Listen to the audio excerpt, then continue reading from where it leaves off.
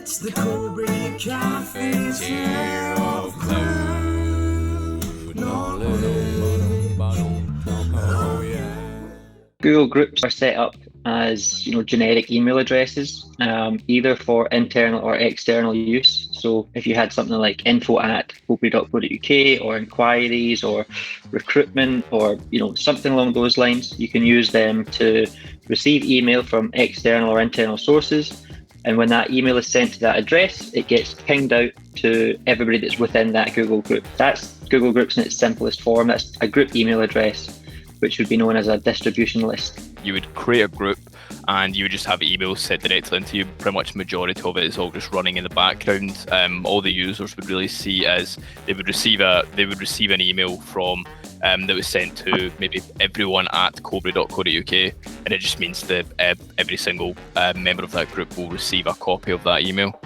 You do go into Google Groups, it does allow you to sort of change the functionality of these particular groups, so you can make sure that any emails that are sent to the particular groups are moderated before they actually get sent out to the rest of the groups. You can use the groups to manage anything, and the easiest way then is, rather than adding or taking someone away from the site or a document or a drive, you just take them or add them to the group.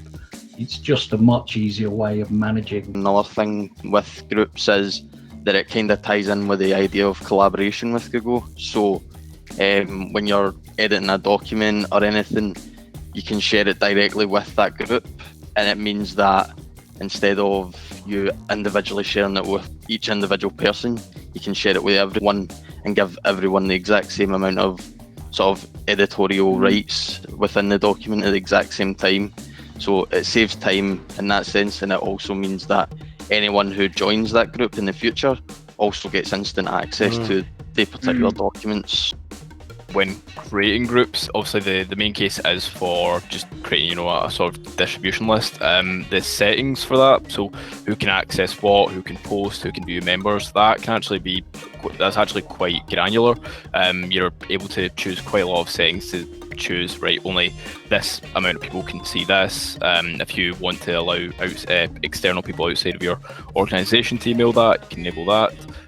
You can also change who can join the group, so you can make the groups a little bit more open. We have a thing called dynamic groups,